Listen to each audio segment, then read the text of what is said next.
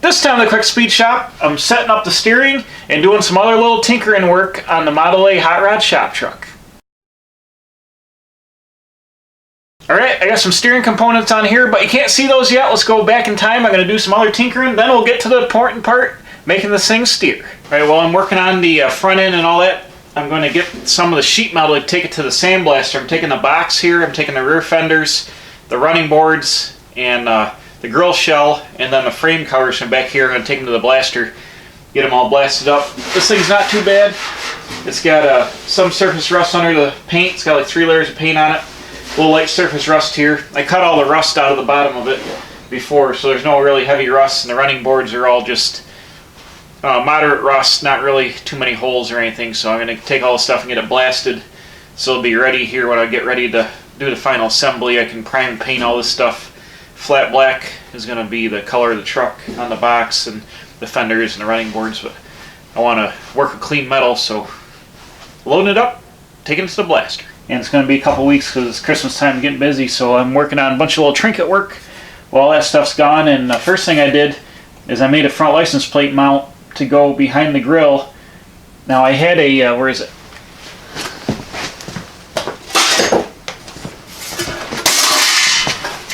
Good for it.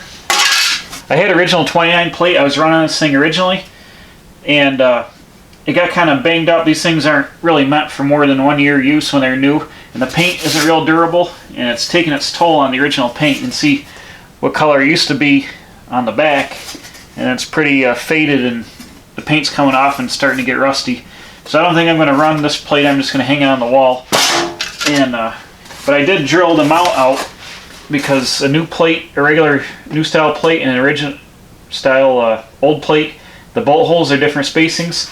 So I made my mount where most of the cross member to the right bolt pattern to bolt an original plate on it. If I ever get a nicer reconditioned or a commercial plate, I might stick one back on. But in the meantime, I've gone ahead and made a bracket that bolts onto the thing, onto the cross member, and then my new style plate can bolt right on here and be behind the grill.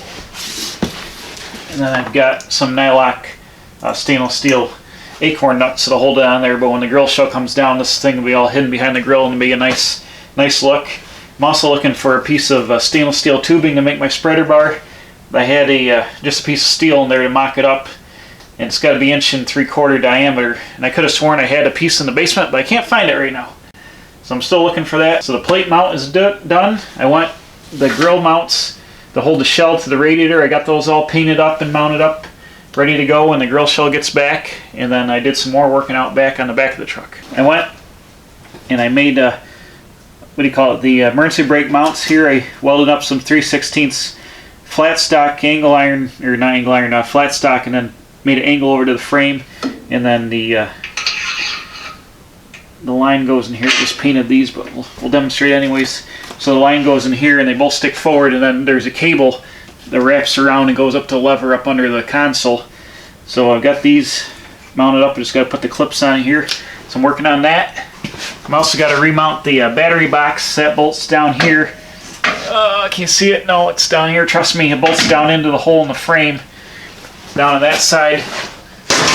And then there's also a big pocket of space here in the frame on this side. When I had the homemade box in this truck, I had a sheet metal box I made that had like the jack and some tools and all that down in here. So I think I'm going to weld a piece of angle iron across the shock mounts here on the frame and make some place so I can mount another box down in here.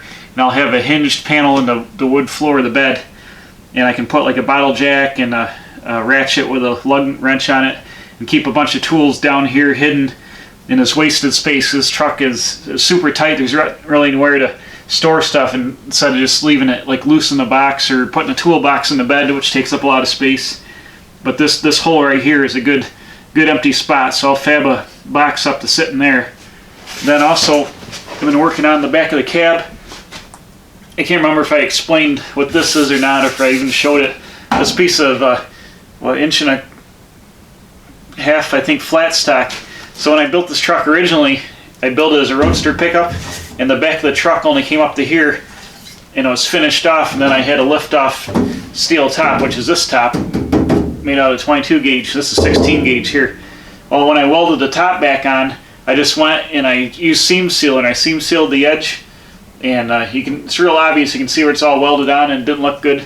And then I had this random body line here I made, because this back window is an 80s Chevy van rear door window turned upside down. Like, this is the top of the rear van door, and then I chopped it, took all the curve out of it, and made my own window frame out of the outer skin of a Chevy van door. So anyways, I got this line, so I welded on this to simulate a body line like on a Model A truck. They had a body line down the side, so I plug welded this to the structure. I'm going to seam seal the gap, fill this in real nice, tape it up so I can run a nice bead, and it'll transition down, and it'll transition up into this, so there'll be a nice detail on the back of the cab. Of course, I'll grind all these plug welds down and smooth it up, so I'll have a nice body line around the back. And then I'm doing the sides right now, laying those out, and I'll continue around and tie all this together so it won't look like the top was welded back onto the truck. It'll just like make one body line. So I'm working on that around the passenger side. Let's go check that out. So over here you can see that seam I was talking about. This was the top of the truck, and then I seam sealed it, and it was more pronounced on the back. So I'm continuing on with the flat stock. Luckily there's room between my edge and my door jamb here. So I'm just going to weld this on to the seam right about, where is it got to go? Right about there. Weld this up, and I'm going to contour this with a grinder nice, plug weld this, and then on the inside of the door, let's see, get that out of the way, I'll weld it here and rolled around nice, and then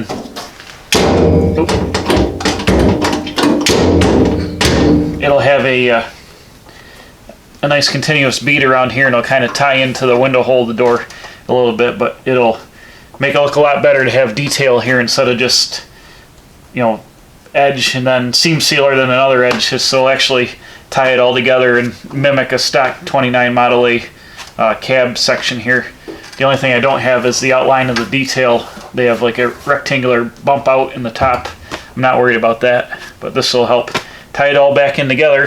Oops, dropped it! So I'm just about ready to weld this on, and then I'll make up the other one. Can finish the body work on the back of the cab. I can seam seal all this and get it all molded together. And then I'm going to paint the back of the cab before the box goes back on. And I'll probably come up here and finish the roof. I got the detail line all welded up here and ground down nice. And blended it right around with the grinder good. It fits on the, it's all dirty, fits on the door good.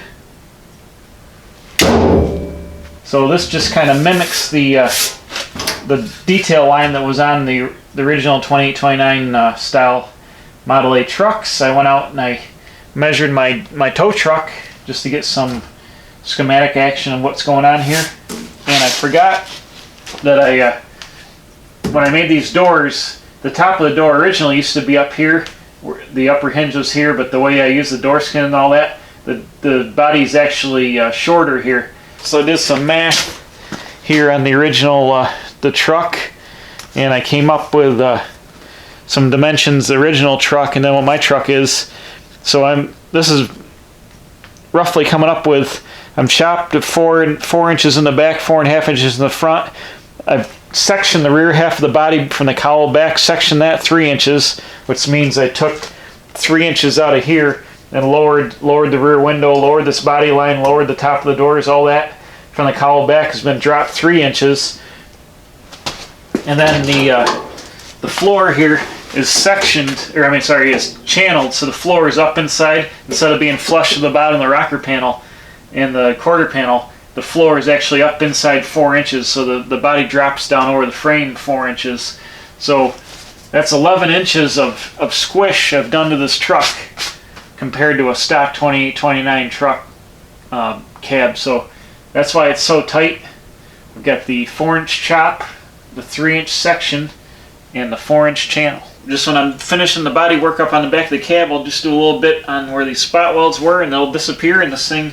Once I tape, I'm going to use a tape line. I'm going to tape it right here and right here, and then I'm just going to smush that stuff right down, seam sealer right down in there, and it'll make a nice transition. Once it's painted, nobody will even notice, and it'll be good enough for what I'm doing. So that'll make a nice detail line on here. So while this is drying, I got something else I just ordered from Speedway. We're going to open that up now and check it out. I got some primer drying on the detail line there in the back of the cab. Let's go ahead and open this up. Speedway Motors. What do we got here? What's this? Aha.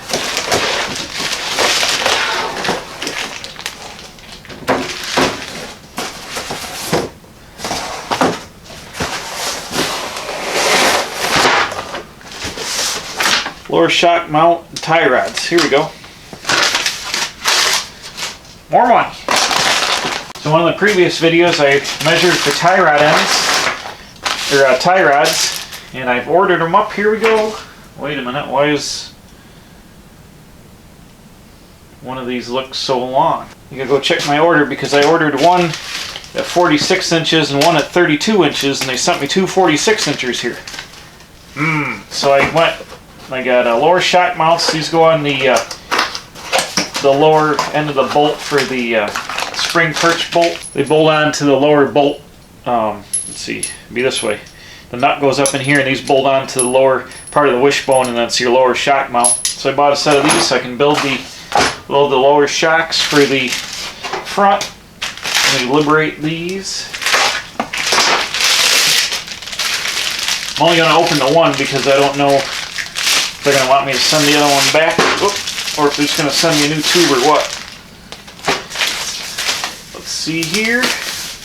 Aha.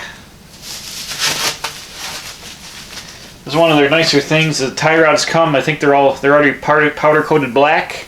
Look at that. Bam. And they're threaded, left and right hand thread at both ends. One of these is left hand thread and the other one is right hand thread.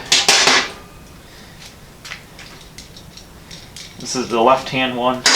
Left hand one's got the gold nut on it, and the regular right hand one's got regular. So I will tell you, don't thread these into here without putting anti-seize on the threads first, because I made that mistake on the wishbone ends, which use the same tie rod end, and it galled in the split wishbone piece that I used. So you want to anti-seize the threads on this before you do anything. Here, let me get some anti-seize and put some anti-seize on the threads, and we'll screw it into the tie rod. So a little anti-seize, a little dab will do you.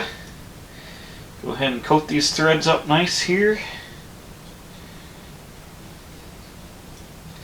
This is the left-hand side with the gold nut. Let's see, this looks like the right-hand side. Oh, hold on, I might have got lucky. Oh, there we go. It's going. It's going. So I'm just going to wing ding this in here a ways. And then I know I want it to be about 46 inches or 46 1/8. I got to look at my cheat sheet to remember what the measurement was. But I'll thread both ends in, and then I'll measure tie rod, or what do you call it here? Tie rod end, a tie rod end, and set it, and then we'll go stick this in the truck. I'm going to come right in here with the tie rod end.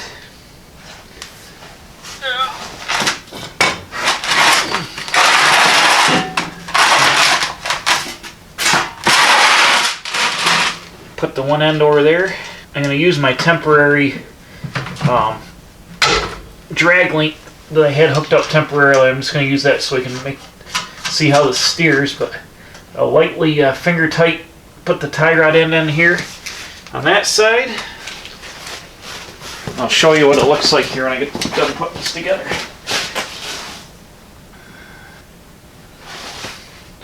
Ooh, look at that! It steers! Nice! Perfect! Bam! Back up! And we'll have action all the way around. Alright, the moment of truth. I'm going to use the steering wheel for the first time to turn the new axle. Ready? Here we go. Holy crap, it's working! Boom, right to stop that way. Boom. I think that's the stop on the other way. Yes, perfect.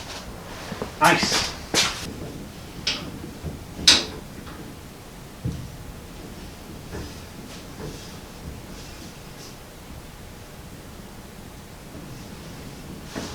There you can see how nice that works. Pay now attention to the bent up drag link here. This is the old one from the truck that's I had bent for the old application.